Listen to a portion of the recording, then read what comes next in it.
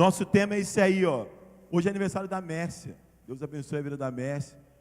Nosso tema é esse, ó. Um dia de cada vez. Você pode repetir comigo? Um dia, bem forte agora. Um dia de cada vez. Então o texto é Filipenses, capítulo 4.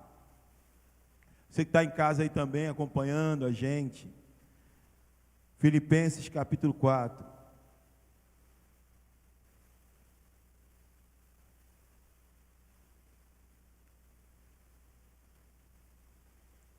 Versículo 4 ao 9. Nesse dia a gente está muito na carta de Paulo, né? Semana passada, hoje.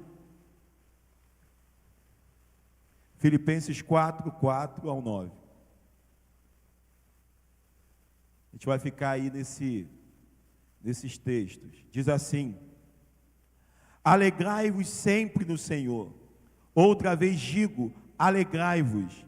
Algumas versões dizem, regozijai-vos sempre no Senhor. Outra vez digo, regozijai-vos. Seja a vossa moderação conhecida de todos os homens, perto está o Senhor. Não andeis ansiosos de coisa alguma. Em tudo, porém, sejam conhecidas diante de Deus as vossas petições, pela oração e pela súplica, com ações de graças. E a paz de Deus, que excede todo entendimento, guardará o vosso coração e a vossa mente em Cristo Jesus. Finalmente, irmãos, tudo que é verdadeiro, tudo que é respeitável, tudo que é justo, tudo que é puro, tudo que é amável, tudo que é de boa fama, se alguma virtude há, se algum louvor existe, seja isso que ocupe o vosso pensamento. O que também aprendestes e recebestes e ouvistes e viste em mim, isso praticai, e o Deus de paz será convosco. Amém. Senhor, nós oramos agora, pedimos ao Teu Espírito Santo que nos ajude a nossa mente, talvez ainda agitada pela semana, talvez ainda agitada por alguma circunstância, alguma coisa que tenha acontecido, uma preocupação, uma tristeza, eu não sei, mas agora nós precisamos da sua ajuda, Espírito Santo, para compreender, para sair daqui desejoso de praticar aquilo que a gente vai ouvir aqui, e que pode gerar cura, pode gerar transformação, pode gerar uma transformação a ponto de muitos estarem liberados de tantas coisas que os aprisionam. Por isso é uma oportunidade, Senhor, única, e a gente pede ao Senhor que nos ajude nesse momento, em nome de Jesus. Amém. Irmãos, epístola, carta do apóstolo Paulo. A carta do apóstolo Paulo à igreja de Filipos. A gente falou semana passada da carta dele à igreja de Corinto. E hoje a igreja de Filipos. Era um meio de comunicação, era carta, era epístola. Havia toda uma dificuldade para a carta chegar. Alguém tinha que levar essa carta e era muito complicado. E Paulo está escrevendo essa carta preso. Ele está preso em Roma. E da prisão ele escreve essa carta. Ele recebeu a visita de um discípulo chamado Epáfras. Epáfras vem da igreja de Filipos e com uma oferta para Paulo. Então ele preso, ele recebe uma oferta. E aí, Epáfras, além da oferta, traz notícia da igreja. Ó, Paulo, está acontecendo isso, isso e isso. Então, essa carta aqui, nós poderíamos dizer que era um agradecimento de Paulo à igreja de Filipos. Só que quando Epáfras, esse discípulo, traz notícias da igreja de Filipos, ele vem dizendo, olha, lá está acontecendo várias coisas, mas há uma coisa que tem incomodado muito os irmãos lá em Filipos, que se chama ansiedade. Ansiedade, sabe? Muita ansiedade. E aí, Paulo, diante disso, ao escrever a carta, ele vai dar aqui alguns conselhos para a igreja, de como enfrentar a ansiedade e a angústia. E, às vezes, a gente pensa que a ansiedade, que dizem que é o mal do século, né? Ela é algo somente desse tempo. E a gente, por causa da tecnologia e por causa da superinformação da globalização, uma coisa que acontece no Japão hoje, daqui a alguns minutos você já está sabendo aqui, nós temos acesso a muita coisa. Então, muitos acreditam que esse seja um problema somente da agora, mas na verdade, a gente analisando aqui o contexto da igreja do primeiro século, havia muita ansiedade nesse período. Por que havia muita ansiedade? Porque eles também, como nós, tinham que lidar com doenças. Eles também, como nós, tinham que lidar com problemas de relacionamento. Eles também, como nós, tinham muitas incertezas acerca da questão do trabalho, acerca de política. O Império Romano dominava. Então, eles viviam, sim, debaixo de muita angústia, esses irmãos, e de muita ansiedade. Por isso que há tanto texto bíblico direcionado para esse tema. Jesus falou sobre ansiedade, porque era um período onde essas pessoas tinham que lidar com esse sentimento. E aqui havia um agravante para eles, porque eles estavam agora crendo em Jesus, e Jesus para eles agora, para esses irmãos como nós, era o Senhor da vida deles. E o Senhor no original quer dizer Kyrios, Senhor. E só que há um problema, o imperador também se diz Senhor. César, o imperador, ele também se diz Kyrios. E aí ele vê um povo, um pessoal ali dizendo que eles têm um outro Senhor que se chama Jesus. Então isso automaticamente gera um conflito. César quer saber que história é essa, que há um outro Senhor que não seja ele. Então isso já coloca os cristãos aí numa guerra terrível. Isso gera o quê? Um ambiente hostil, de perseguição. Isso gera ansiedade, isso gera angústia. E aí, irmãos, nós hoje, minha intenção aqui, rapidamente, é pegar uma carona nessa carta, nesse trecho que nós lemos, de como Paulo falou para essa igreja que deveria enfrentar essa sensação e esse sentimento terrível que se chama ansiedade. E a gente pegando uma carona aqui, a gente vai aplicar para nossas vidas. Porque se tem uma coisa que acho que todos nós vivemos é problemas de ansiedade. Quem está falando aqui é alguém que já teve muitos problemas por causa de ansiedade. E hoje eu estou no momento onde eu consigo já sentir tudo que vem. Quando eu estou agitado, uma semana complexa, uma semana muito difícil, eu começo já a perceber os sintomas e eu consigo já controlar.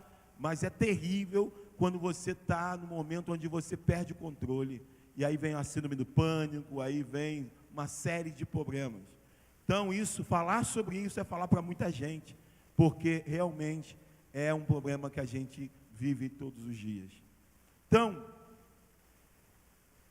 primeira coisa que eu queria trazer é o versículo 4. Quando ele vai dizer, versículo 4, e vou pegar o 5 também, eu não vou falar totalmente tudo aqui, eu vou falar o que mais me chamou a atenção, mas eu vou ler o versículo 4 e 5. Quando Paulo, dizendo para essa igreja como eles deveriam lidar com a ansiedade, ele vai dizer para ela no versículo 4 e 5, alegrai-vos sempre no Senhor, outra vez digo, alegrai-vos, seja a vossa moderação conhecida de todos os homens, perto está o Senhor. Então Paulo, olhando para a igreja de Filipos e sabendo que eles estavam ansiosos, estavam angustiados, ele vai dizer a primeira coisa para eles, alegrai-vos no Senhor. E ele não só diz isso, ele repete isso, outra vez vos digo, alegrai-vos no Senhor. Ele quer destacar que, em primeiro lugar, nós temos que entender que algo maior só no Senhor. Em meio a toda a pressão, em meio a todas as situações que a gente vive. Na quinta-feira o diácono Alexandre pregou aqui, e Alexandre e Luciana passando por uma série de situações, e Alexandre trouxe tudo que ele viveu e vivenciou. Ou seja, nós somos apertados de todos os lados. E em meio a isso tudo, o que tem levantado Alexandre, o que tem levantado Luciano, o que tem levantado muitos irmãos aqui, e que a gente tem que sempre lembrar, é que há uma alegria intocável no Senhor. E o que Paulo começa a dizer para esses irmãos, em meio à angústia, à ansiedade deles, é: olha, alegrai-vos sempre aonde? Na circunstância, na perseguição, na falta, na doença, no que não tem, no desprezo, no que você passou, no trauma, não. A sua alegria não está na circunstância. A sua alegria, em primeiro lugar, tem que estar no Senhor. Interessante que é uma ordem, é no imperativo. Alegrai-vos no Senhor. É uma ordem que ele diz. Para lidar com a ansiedade, com a incerteza da vida, precisamos buscar nosso contentamento em Deus. Existe uma alegria intocável em Deus, que as circunstâncias não podem mexer. E essa alegria é no Senhor. A nossa plenitude está nele. A certeza que Pedro teve diante de um abandono de 5.000 pessoas. Meu irmão, vou falar uma coisa. Se tem uma coisa que nos influencia muito, é você ver uma multidão tomar uma atitude, todo mundo igual. Você você vê na rua, se você estiver passando na rua, você vê uma opção de gente olhando por algum lugar, dificilmente você vai passar direto, você vai estar lá olhando também. De repente aquele primeiro começou a olhar, alguém vai perguntar: o que você está olhando? Eu não sei, eu parei aqui e fiquei olhando, vocês pararam também. Nós somos muito influenciados. E aí você imagina uma cena dessa, umas 5.000 pessoas ouvindo Jesus falar, daqui a pouco elas não gostam do que ele diz. E elas começam a se levantar uma por uma e ir embora. Todo mundo vai embora, aquele campo fica vazio, que estava lotado de gente, fica vazio. Imagina a pressão que os discípulos estavam sofrendo.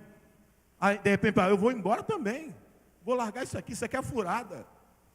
Mas o que acontece? Depois que toda aquela multidão vai embora, Jesus, olha o que ele faz, ele olha para os discípulos e diz assim: vocês querem ir também? Meu irmão, se você já está ali mexido, todo mundo foi embora, Jesus ainda faz essa pergunta: vocês também querem ir?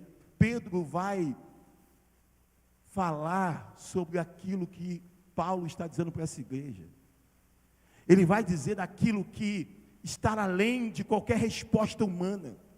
Pedro vai dizer: para onde iremos nós, se só tu tem palavras de vida eterna? Tem horas que nós temos que relembrar esse fato, que em meio às lutas, às dores, existe uma palavra que está além dessas circunstâncias, como aquele louvor: acima dos problemas, acima das perturbações, acima desse mundo, acima do pecado, acima das desilusões, existe uma palavra de esperança. Essa semana eu fui em 2 velórios, o primeiro eu ainda fui bem, mas o segundo me arrebentou. Uma moça muito jovem, 40 anos, os filhos chorando, o marido chorando. Eu fiquei muito mexido. Mas o que me faz estar aqui pregando, o que me faz ainda poder estar aqui declarando isso, é que em meio a tudo aquilo, eu tinha certeza de que a morte é um fato, mas ela não é um fim em si mesmo. A minha esperança está em algo maior, alguém que venceu a morte. E é isso que dá combustível. E Paulo está dizendo: igreja, olha, alegrai-vos no Senhor. Igreja, não esqueça que há algo que vocês receberam que não tem como ser mais retirado.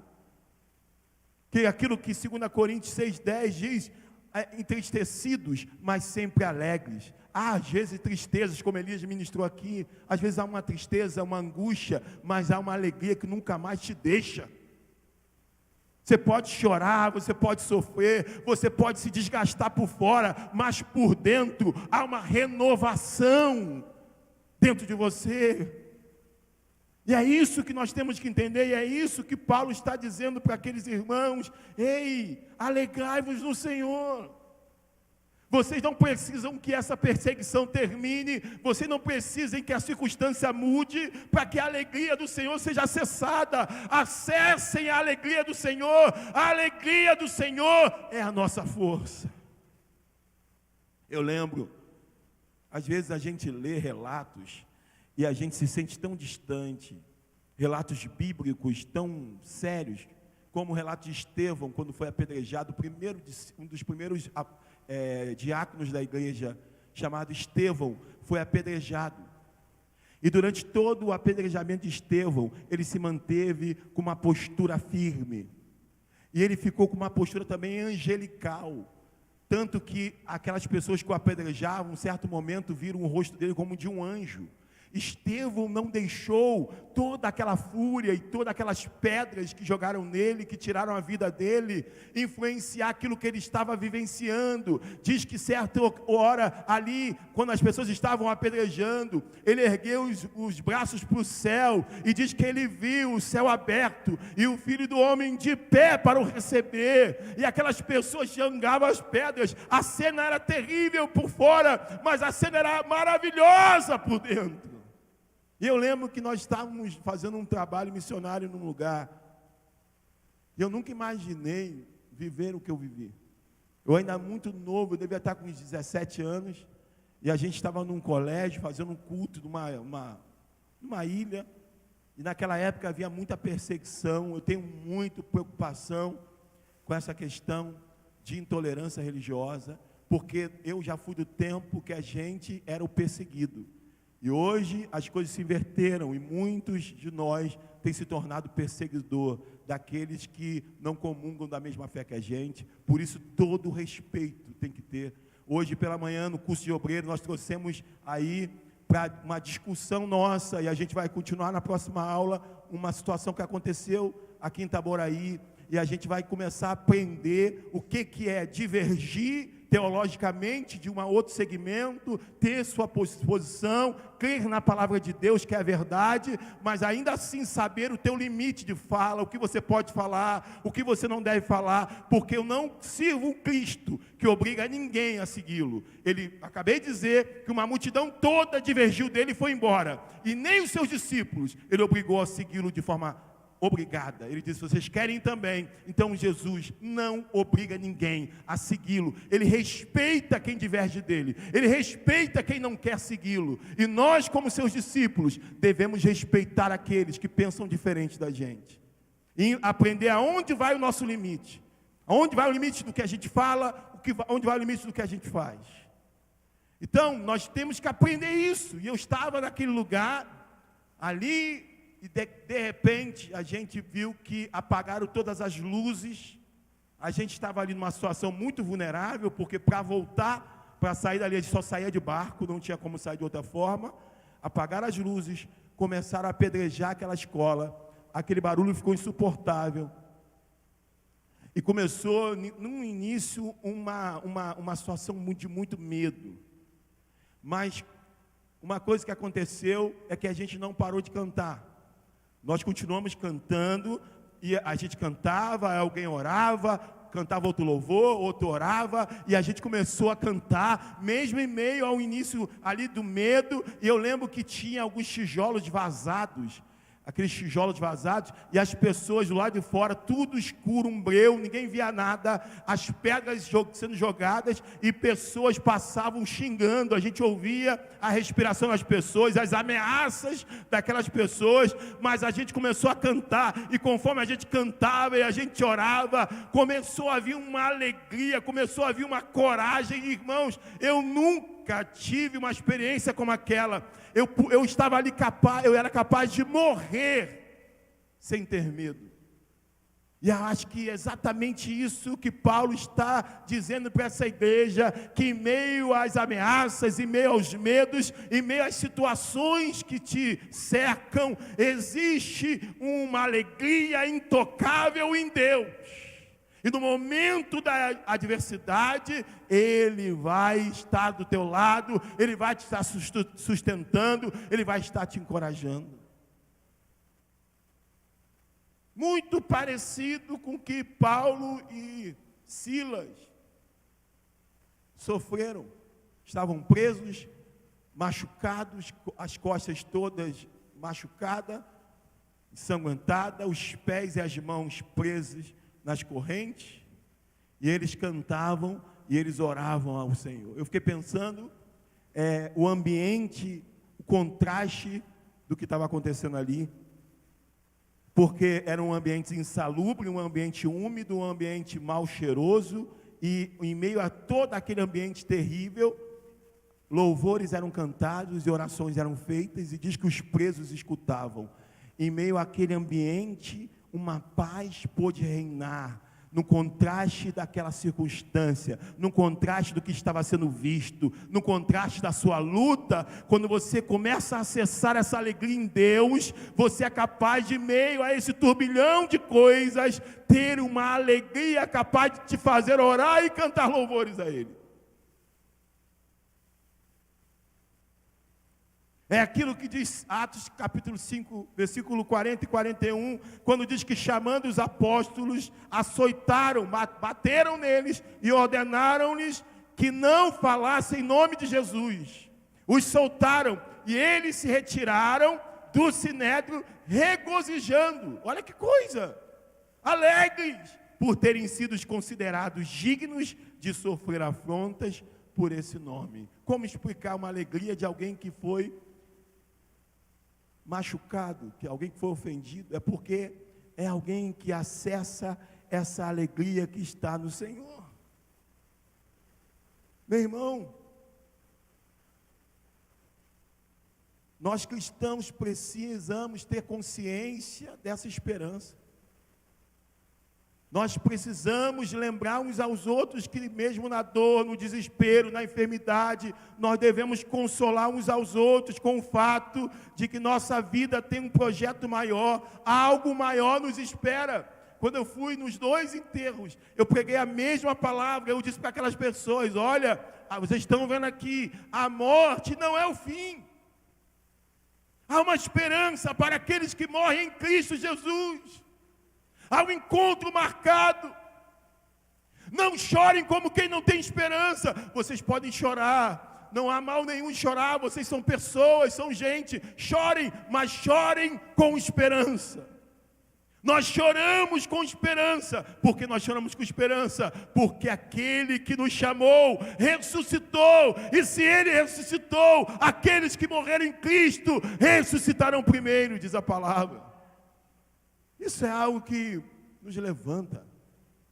Isso é algo que nos dá um sentido de vida, porque se não existir ressurreição, Paulo já dizia, comamos e bebamos que amanhã morreremos. Se torna uma vida vazia. Se não há esperança de ressurreição, o que nós estamos fazendo aqui? Paulo vai dizer, se não há esperança de ressurreição, vocês estão perdendo tempo, vocês são mais miseráveis de todos os homens. Se não há ressurreição, nós somos os mais miseráveis, porque estamos falando de algo que não existe. A nossa esperança é que há uma esperança de vida eterna. E na hora da tua luta, você precisa entender isso. Se você lidar somente com o natural, você se desespera. Eu me desespero. É preciso, na hora da luta, você entender que há alguém que fala num lugar maior do que qualquer outro lugar.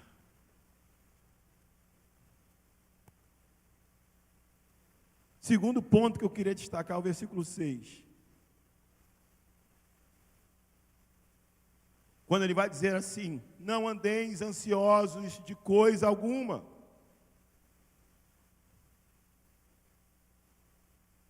Em tudo, porém, sejam conhecidas diante de Deus as vossas petições, pela oração e pela súplica, com ações de graça. Paulo vai dizer a primeira coisa: alegrem-se no Senhor. Alegrem-se nele. Segunda coisa, olha, não andem ansiosos. O problema não é ter ansiedade, o problema é andar ansioso. Ter é uma coisa, andar, conviver é outra.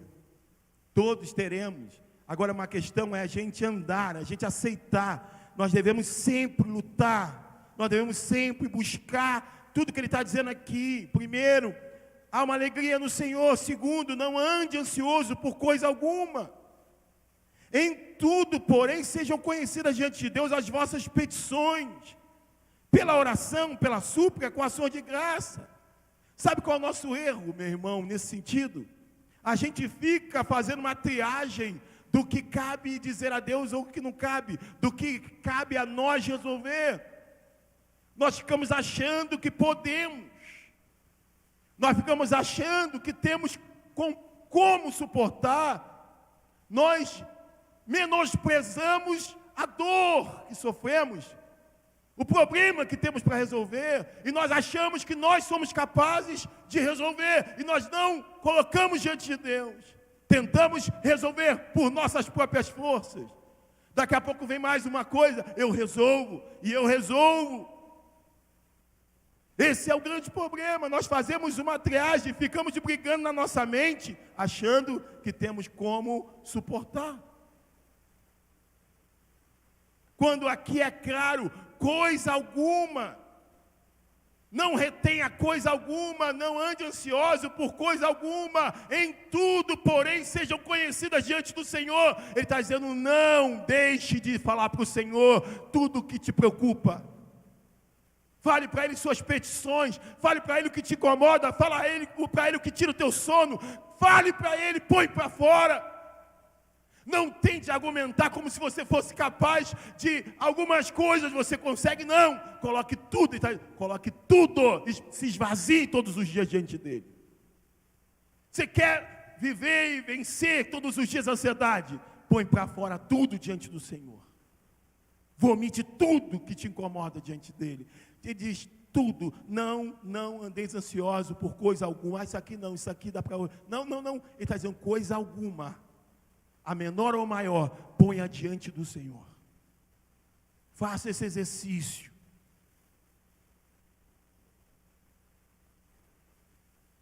Como diz aquele louvor, não tenha sobre ti nenhum só cuidado, qualquer que seja, pois somente um, seria muito para ti.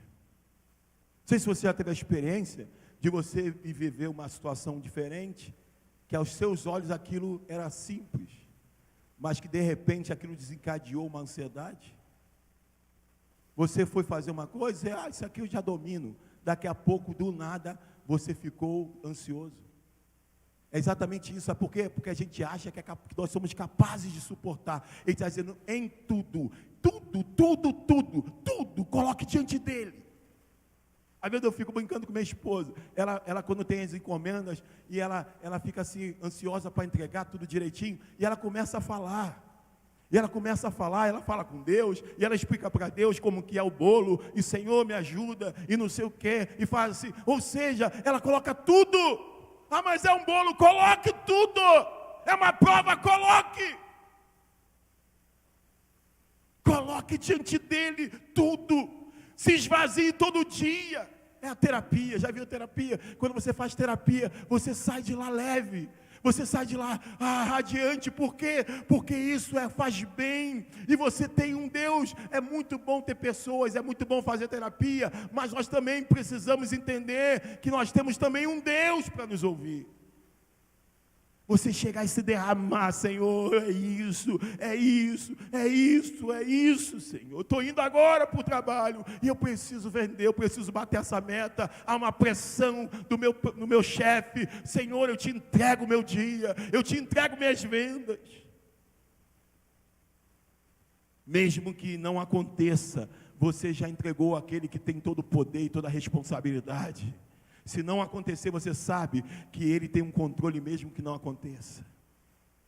Então Ele está dizendo aqui, não tenha sobre você nenhum cuidado. São a soma das pequenas coisas que juntas nos tiram a paz. Vai se juntando e vai nos roubando a paz. Um dos grandes erros nossos é perder o hábito de orar, perder o hábito de falar com Deus. Essa é a maior terapia do cristão, é a oração. É você colocar diante dele. Senão a gente explode, irmão. Senão a gente não suporta. Nós falamos com todo mundo, mas esquecemos de falar com o Senhor. E às vezes nem todo mundo pode ouvir aquilo que você tem. Eu não sou uma pessoa adepta de ficar escondendo as coisas, de não falar com o outro. Eu amo vida social, eu amo ter pessoas de compartilhar coisas, eu acho que isso é muito importante. Mas de fato, dependendo da situação, do que você vai ouvir, você vai ficar muito mal. Eu estava falando com minha esposa, eu no estaleiro ainda fui tirar a habilitação. Imagina 5.000 especialistas em prova de motorista. Lá no estaleiro tinha mais de 5.000 pessoas. Aí eu era técnico de segurança, então eu corri o estaleiro todo, o dia todo, tinha contato com muita gente. Aí imagina você ficar ouvindo 5.000 pessoas te falando o que você tem que fazer, o que você não tem que fazer. Uma das primeiras coisas que eu ouvi de um amigo foi o seguinte: ó, já fique sabendo, você vai ser reprovado na primeira prova, tá? Não fica triste. É normal, ninguém passa de primeira. E ele estava querendo me ajudar, mas é muito comum as pessoas falarem isso. Ele falou assim: ó, não fica mal. Ó, eu sou motorista e eu fiquei reprovado. Você não é motorista. Então, provavelmente, é certo você ser reprovado, mas não fique mal. Você, na segunda prova, provavelmente você vai passar. E aí eu comecei a ver aquilo, e eu falei assim: rapaz, que situação, a ansiedade vindo forte. E eu falei assim: já sei, eu não vou falar para ninguém que não sejam pessoas de confiança o dia da minha prova. Porque se eu falo, meu irmão, os 5.000 especialistas iriam estar esperando, iam estar lá na hora que eu fosse, está pegando a saída cedo, vai fazer a prova, fica tranquilo, você não vai passar nessa. Eu falei só para minha esposa, falei para mais algumas pessoas, fico orando, e eu fui. Meu irmão, voltei, não perdi um ponto, passei de primeira. E aí quando eu falava, o rapaz: não, calma aí, tem alguma coisa errada. Você pagou? Você pagou? Não vou pagar, rapaz, que é isso? Não, eu passei, sabe por quê? Porque se a gente não tomar cuidado, a gente começa a ser consumido pelos que estão à volta, pelas falas, pelas circunstâncias. Nós temos um Deus e pessoas de confiança, pela qual a gente pode colocar, pelo qual a gente pode pedir ajuda e oração, para que a gente não perca o foco. Paulo está dizendo para essa igreja: não retenha nada, está te preocupando, coloca diante do teu Deus. Não tente reter nada para você, como se você mesmo, por você mesmo, conseguisse alguma coisa. Coloca diante dele, desde de manhã até a noite. Chega à noite que não sobre nada, nada do dia. Pô, Senhor, é isso, é isso, é isso. Isso que eu ouvi hoje, isso que eu passei hoje. Senhor, meu filho está me preocupando, minha filha está me preocupando. Meu casamento não está legal, Senhor, isso me angustia, Senhor, eu estou com medo.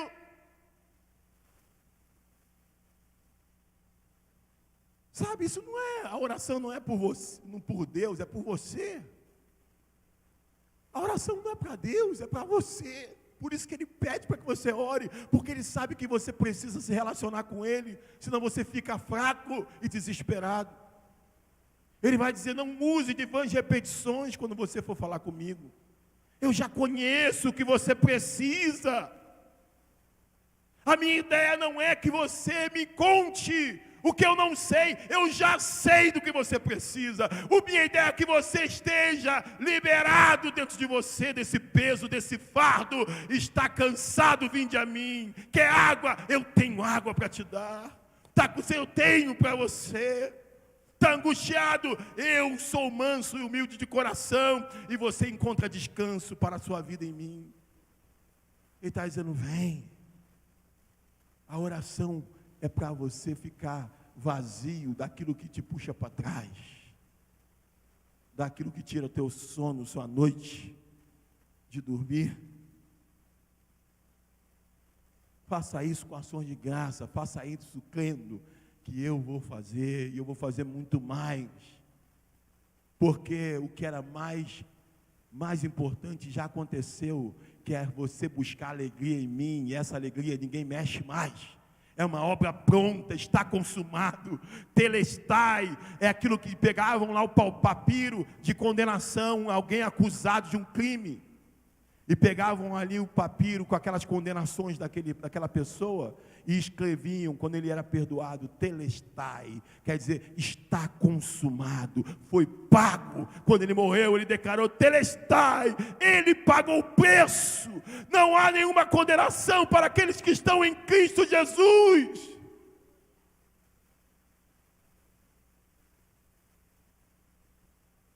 Como consequência de você se alegrar em Deus e de você colocar diante dele aquilo que te perturba e te preocupa, você se esvaziar dentro dele, ele vai dizer o versículo 7 como consequência. O que acontece com quem faz isso? No versículo 7: e a paz de Deus, que excede todo entendimento, guardará o vosso coração e a vossa mente em Cristo Jesus. Eu amo esse texto. Ele vai dizer, a paz de Deus, que excede, a paz que vem de Deus, ela excede qualquer entendimento humano. A pessoa vai olhar para você e vai falar, como que pode Alexandre pregar? Como que pode a irmã Maria José ainda querer ajudar pessoas? Como que pode tia Olga, né, estar aqui? Como que pode? Luna, como que pode, Luna? Como que pode? Não tem outra explicação que não seja a paz de Deus, que excede todo entendimento. Todo especialista comportamental, social, olha e diz, eu não tenho explicação para esse evento. A minha mãe é um evento que não tem explicação humana para descrever, porque eu a conheço e eu sei o quanto ela é frágil. E se alguém me contasse o que ela passaria, eu diria, minha mãe não sobrevive a isso. Minha mãe não sobrevive a isso. E por que ela ainda sobrevive, mesmo com dor, mesmo chorando? É porque existe uma paz que excede todo entendimento. E ele diz assim, a paz que... Você tem Deus como a sua alegria? Está lá, você acessa essa alegria? Você também põe diante dele tudo que te incomoda? Isso vai acontecer e vai gerar, sabe o quê? A paz de Deus que excede todo entendimento guardará o coração e a vossa mente em Cristo Jesus. Esse guardará, aí lá no original é uma palavra do exército, da segurança. Guarda, é de guardar, é um soldado sentado protegendo, é um Espírito Santo sentado protegendo a sua mente. Interessante, a mente, que é o centro dos pensamentos, o coração, o centro das emoções, estarão guardados pelo Espírito Santo de Deus. Por quê? Porque você entende que Ele é a tua alegria. Segundo, porque você põe para Ele o que te oprime, o que te preocupa. Você não fica acumulando peso, fardos. Você é chamado para colocar para fora, para esvaziar-se diante dEle. O centro das suas emoções e o centro dos seus pensamentos está guardado em Cristo Jesus. E aí eu termino dizendo esse finalmente de Paulo no versículo 8. Ele vai dizer, olha, finalmente... Finalmente, você confessa, você tem Ele como sua alegria, você coloca tudo diante dEle, aí você vai ter uma paz que excede todo entendimento humano, e você também, finalmente, irmãos, você precisa fazer uma coisa, além disso tudo, você precisa fazer uma coisa, e ele vai dizer no versículo 8, finalmente, irmãos, tudo que é verdadeiro, e aí, eu já posso parar aqui, porque nesse tudo que é verdadeiro, já vai abranger muito problema de ansiedade. Você sabia que a maior parte da nossa ansiedade é por coisas inexistentes? A maior parte da nossa ansiedade são por preocupações de coisas que não irão acontecer.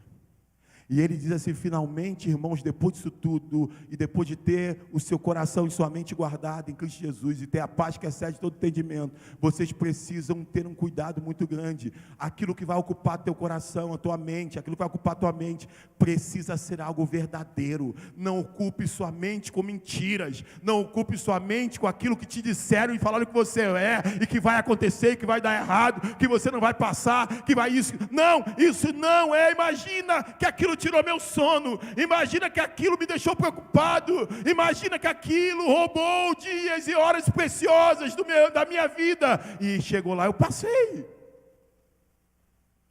Quando a gente estava indo para a Bahia de férias, a gente fica pobre, aí economizando, e eu lá com um cofre de R$1, e aí a Lu tá pedindo ajuda para a gente viajar, aí vamos de ônibus mesmo, a ônibus está caro, vamos embora. E foi o quê? Na época que na Bahia estava chovendo muito, teve toda aquela situação, e no sul da Bahia, para onde a gente ia. Então eu não queria estar ali de férias, vendo pessoas sofrendo, não seria justo, um povo que eu amo tanto. Então eu comecei a falar, Senhor, acabou nossas férias. Não era uma questão apenas egoísta, mas era uma preocupação real. E aquilo começou a vir, e também a questão da minha família lutando do meu lado, luta, come mal para poder atender as pessoas, e vai pregar e fica preocupado. A minha família sofre muito efeito colateral do meu chamado. Então ali é a hora que a gente vai descansar um pouco.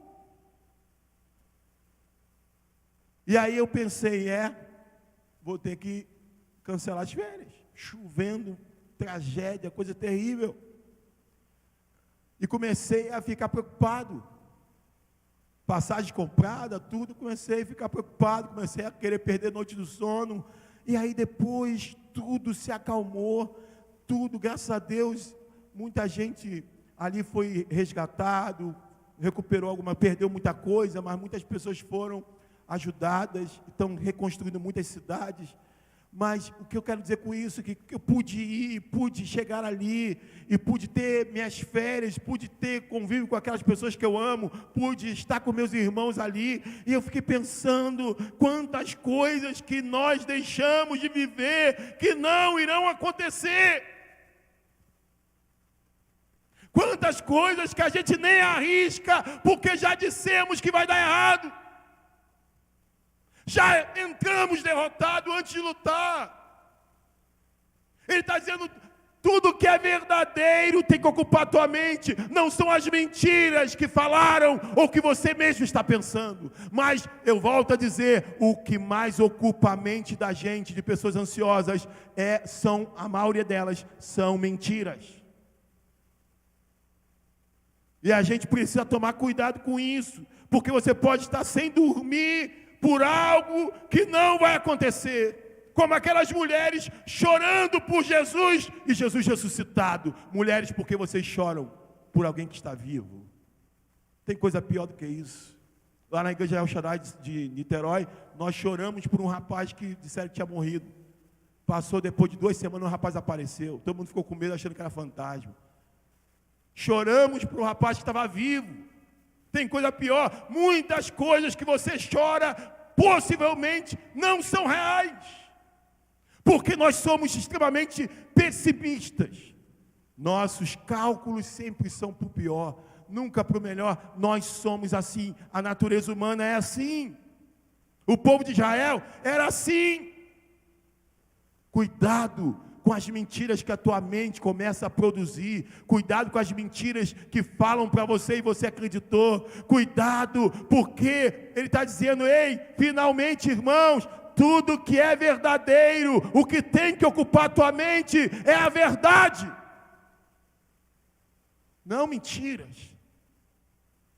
E ele vai dizer tudo que é respeitável, tudo que é justo, tudo que é puro, tudo que é amável, tudo que é de boa fama, se alguma virtude há, se algum louvor existe, seja isso que ocupe o vosso pensamento. E aí eu digo, meu irmão, se ele diz assim, sabe, para você pensar em coisas boas, coisas que sejam nobres e positivas, ele está dizendo isso por quê? Porque é possível a gente controlar. Há pensamentos ruins que vêm, mas ocupar não podem ser essas coisas. Uma coisa é vir, outra coisa é ocupar. O que tem que ocupar a tua mente são coisas que vão te ajudar, e não coisas que vão te corroer e te matar. A gente tem que buscar isso, irmãos.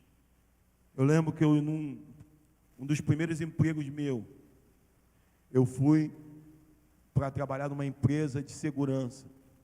Mesmo que você duvide, eu já fui vigilante, tá?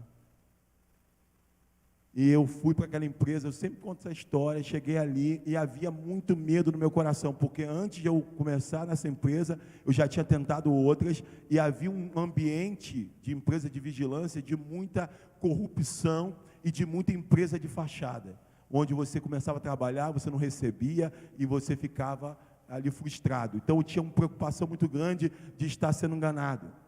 E aí eu peguei o meu uniforme, coloquei meu uniforme, coloquei tudo, estava na empresa, lá em Bom Sucesso. Quando eu estava descendo ali e ainda preocupado, primeiro dia, na sede da empresa, eu conversei com uma pessoa lá que já tinha 10, 11 anos de empresa. Olha que coisa esquisita, porque se ele tem 11 anos, já tem uma coisa esquisita nisso. Porque ele falou assim, rapaz, eu falei, e aí, tal, ele, Rapaz, sabe onde você está entrando? Aí o nome da empresa era GP, Guarda Patrimonial. Sabe quem falou? Sabe qual é o nome dessa empresa na verdade? GP, Grande Porcaria. Aquilo já me fiquei tonto já. Aí mandei mensagem, não sei como que era na época. Falei, Elisângela, rapaz, acho que eu vou cair fora daqui. O cara falou que é GP, quer dizer Grande Porcaria. Acho que não vou receber não. E o cara tinha mais de 10 anos lá. Olha que coisa esquisita. Meu irmão, eu fiquei lá mais de 10 anos também. Uma das melhores empresas que eu vivi dentro daquela realidade era boa. Sabe? Se a gente não tomar cuidado, a gente começa a ouvir, aquilo vai nos alimentando, e a gente vai vendo notícia ruim, e tragédia o dia todo, e aquilo vai vindo, tua mente vai ficando perturbada, e ele está dizendo para a gente, ei, o que tem que ocupar a tua mente, tem que ser coisa verdadeira, tem que ser coisa respeitável, tem que ser coisa justa, tem que ser coisa pura, tem que ser coisa amável, tem que ser coisa de boa fama. Se tem virtude, se há louvor, tem que ser isso que tem que ocupar a tua mente, para que você consiga deitar em paz e segurança e dormir. Coloque isso, trabalhe isso, lute para que isso seja uma verdade. E aí, irmãos, é exatamente isso que Paulo fala para esses irmãos que estavam lidando com uma perseguição atroz. Hoje há muita fala assim, direito de fala, né? Que o pessoal fala. Mas se tem gente que tinha direito de fala, é alguém que está preso e está dizendo isso. Paulo não está dentro de um gabinete com ar-condicionado falando, alegrai-vos no Senhor, não andeis ansiosos por coisa alguma. Ele está na prisão sem saber se sai dela. Essa igreja também está sendo perseguida de forma atroz. E eles estão nos ensinando nessa noite que se a gente quiser lidar com a ansiedade, nós precisamos cumprir esses passos. Entenda que Ele é a tua alegria não é se vai abrir porta ou fechar porta, se vai ser curado ou não vai ser curado. A sua primeira alegria se chama Jesus Cristo ressurreto, vivo, e Ele é soberano, Ele é Senhor de todas as coisas. Aquele que criou todas as coisas habita dentro de você, por mais louco que isso possa parecer. Esse Deus que criou todas as coisas, Ele habita em você, e você e eu precisamos acessar essa alegria que se chama Jesus Cristo vivo. Aleluia!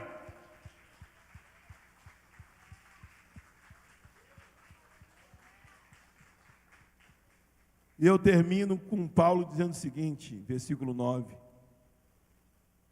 o que também aprendestes e recebestes e ouvistes e viste em mim, isso praticai, e o Deus de paz será convosco.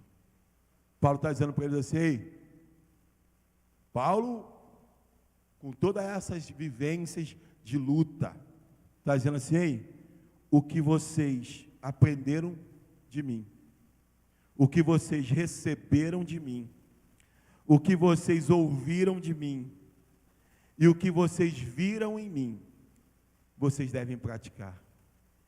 Sabe qual é o nosso problema também? É que diante mesmo dessa palavra, nós somos capazes de sair daqui e não praticar isso. Nós somos capazes de sair daqui e continuar achando que temos capacidade de resolver as nossas coisas sozinhos. Que temos capacidade de passar um dia todo sem orar, sem colocar diante de Deus o seu dia, sem colocar diante de Deus o seu trabalho, os seus projetos, os seus sonhos. Mesmo depois da Covid, agora depois da Covid, todos nós vamos mudar, vamos ficar diferentes. Meu irmão, eu perdi um irmão e uma família inteira, e se não tomar cuidado, eu começo a viver de futilidade novamente. Porque quando o choque vem, você fica todo direitinho. Você dá bom dia para a esposa, você fica todo carinhoso com os filhos, você começa a viver de uma maneira muito diferente de antes. Você fica alerta, porque você sabe que qualquer hora acaba.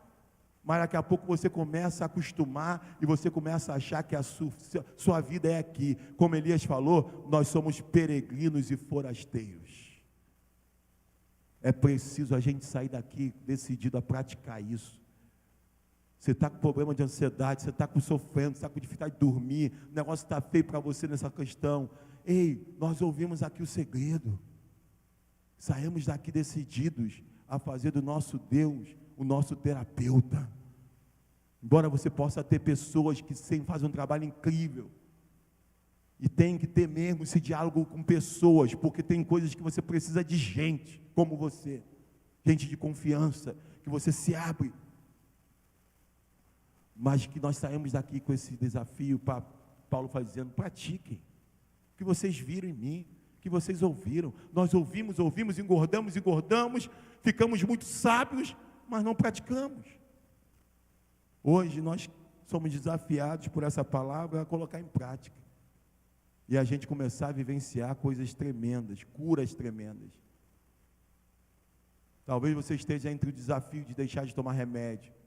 Os remédios são importantes nas suas crises. Mas talvez você esteja assim, eu não quero continuar assim, eu não quero viver o tempo todo de remédio.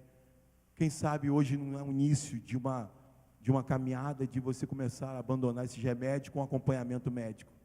O médico poder olhar e ver, dizer e te constatar, olha, realmente agora você já pode começar a diminuir essa porcentagem, ou não, não importa se não for a hora ainda, não importa. O que importa é que você saia daqui decidido a vivenciar isso tudo que a gente falou. Porque ele diz, olha, se vocês fizerem isso, o Deus de paz será com vocês. Se a gente não fizer, não tem como. Porque essas coisas consomem a gente. Consome nossa mente. Nós não conseguimos descansar, parar um pouquinho e ficar parado, porque essas coisas não permitem, porque elas estão te sufocando. Mas hoje o Senhor está dizendo para você, quando você ficar em pé aí, já deixe essas coisas caírem nas suas pernas. Talvez se a gente pudesse ter uma visão espiritual agora, muitos entraram aqui arrastando muitas coisas, muitas correntes. Eu creio nesse Deus que se a gente pegar e fizer como Paulo e Silas na prisão, e não olhar para aquilo mau cheiro, não olhar para a umidade, não olhar para a situação, para as feridas, e a gente começar a fazer diferente do que aquilo que a gente está sentindo e vendo, eu creio que pode haver um terremoto e cadeias caírem, e pessoas serem livres, serem libertas, serem curadas. Quem está dizendo isso também é alguém que não está no gabinete de ar-condicionado, mas é alguém que provou noites de desespero, de pânico, de medo, de angústia. Eu posso dizer para vocês que em todo o tempo eu tenho tido um Deus que eu posso conversar. Não estranhe se vocês me virem falando na rua, que eu não estou falando sozinho. Você não vai ver, mas eu estou falando com Ele. Eu acordo, falo com Ele. Eu ando, falo com Ele. Eu como, falo com Ele. Recebo uma mensagem, eu falo, Senhor, me ajuda. Me dá uma palavra. Vai comigo. Esteja ali comigo, Senhor, me encoraja. Senhor, eu vou naquele lugar que é o mais difícil de todos para que eu vá. O lugar onde me lembra tudo que eu vivi. E eu não quero dizer não a essa família. Eu preciso estar ali. Me cobre com o teu sangue. Muda a minha visão. Muda a minha perspectiva. Me enche de esperança. Me enche de visão espiritual.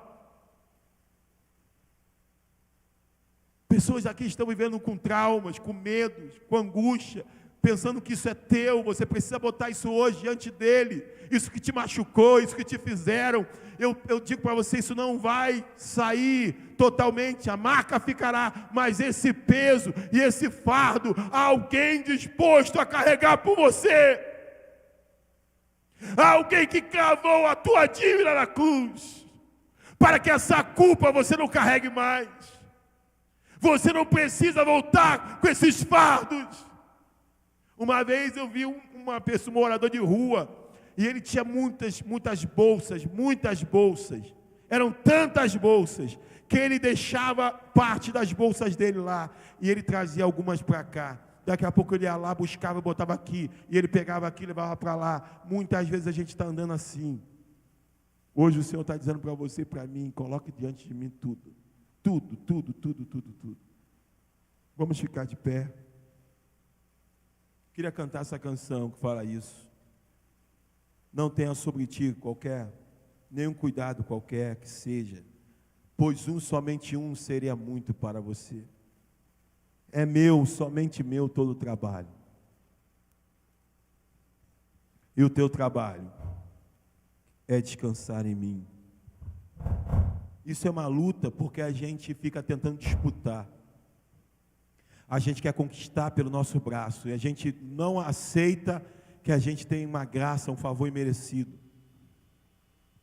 Ele está dizendo, não cabe a você nada. Não cabe a você isso. Entregue para mim. Eu queria muito, muito que você saísse do seu lugar. Ah, pastor, por quê? Porque é preciso. Porque nos seus pés vão ficar muitos fardos. Dos seus pés vão cair muitos fardos, dos quais você entrou aqui. Quando você vir aqui na frente, é como se você estivesse dizendo, eu não vou voltar com isso. Se você quer essa oração, se você tem vivido esses dias, se você tem tido dificuldade de dormir, se você tem vivido essas ansiedades, se você tem tido crise de pânico, se você também não tem tido, mas você tem lutado contra esses sentimentos, se você precisa viver um desafio novo, se você vai abrir uma empresa, se você vai abrir um trabalho, se você vai começar um trabalho novo, se você vai fazer uma prova, se você está com projetos e isso está te angustiando, eu queria te chamar para você sair do seu lugar e vir aqui, para que você coloque dentro dele. Quando você sair, você já está vindo e dizer, Senhor, eu já quero colocar diante do Senhor esses meus desafios, eu quero deixar para trás esses fardos, esses pesos, meu filho, meu marido, minha esposa, o Enem, a prova, a faculdade, eu quero a minha saúde, minha saúde, eu quero deixar diante do Senhor. Eu quero, Senhor, sair daqui hoje diferente do que eu entrei, entendendo que é teu, somente teu, todo o trabalho, e o meu trabalho é confiar e descansar em ti. Declare isso, sai do seu lugar enquanto a gente está cantando, deixa tudo aí, larga esse fardo, larga esse peso, larga esse medo, larga essa insônia, larga isso aí, o bálsamo, a cura, a libertação do Senhor vem sobre a sua vida. Qualquer que seja. Oh, aleluia. Pois somente seria muito para ti. Ouça o Senhor falar com você. É meu, somente meu, todo o trabalho. E o meu trabalho é descansar em mim. É meu, somente meu, todo o trabalho. E o meu trabalho é descansar em mim. Não temas quando enfim tiveres que tomar decisão. Declare isso para a tua alma. Entrega tudo a mim, confia de todo o coração. É meu, somente meu. É meu, somente meu, todo o trabalho. E o meu trabalho, o seu trabalho. E o seu trabalho é descansar em mim. É meu, somente meu, todo o trabalho. E o teu trabalho é descansar em mim. Feche seus olhos aí. Você está perto de alguém, comece a orar com essa pessoa, comece a orar por ela, comece a orar e declarar isso. Comece a orar por ela, comece a orar, Senhor, Comece a orar, comece a orar, comece a orar, comece a clamar, sabe? Comece a deixar aqui, deixa aqui.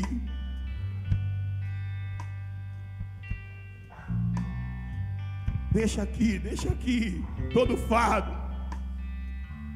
toda angústia. Nós estamos na presença dEle, no melhor lugar que poderemos estar. Todo fardo, recebe, Senhor, tira, cura, Senhor, tira essas correntes, essas amarras, Senhor. Todo embaraço, tira esses embaraços, traz paz ao coração, à mente, Senhor Jesus. Traz paz, Senhor, ao coração e à mente. Restaura-nos, Senhor, restaura nossa mente. Nós temos a mente de Cristo, a Tua palavra diz. Pai, restaura nossa mente, Senhor. Traz calma, mansidão, sabedoria, equilíbrio, Senhor. Traz nossa saúde de volta, emocional, Senhor. Cura nossa alma, Senhor. Cura nossa alma, Jesus. Oh, Senhor, cura nossa alma, nosso coração, Senhor. Cura nosso coração, nossa alma. Tira todo o peso, tira todo o fardo, Senhor. Ah, Senhor, queremos sair daqui diferentes, desafiados a viver mais leves. Oh, Pai, nós estamos na Tua presença, Senhor. Restaura a nossa saúde, Senhor. Nossa mente, Senhor. Oh, traz equilíbrio, Senhor. Traz equilíbrio, Senhor. Ora, cantar a basuriana. Traz equilíbrio, paz. Oh, Deus, cuida da nossa vida, da nossa alma.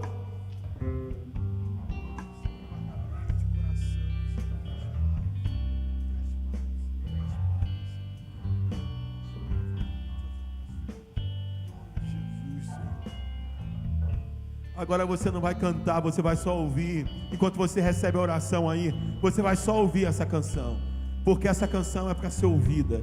Nós vamos só cantar, só o pessoal do louvor vai cantar. Escuta isso aí, escuta o Senhor falando com você. Escuta isso, enquanto você recebe a oração aí. É meu, somente meu. O Senhor está falando com você. Ele fala com você. O que ele diz? E o seu trabalho é descansar em mim. Ele está dizendo para você, ó. É meu, somente meu, todo o trabalho. E o teu trabalho é descansar em mim. Não temas quando enfim.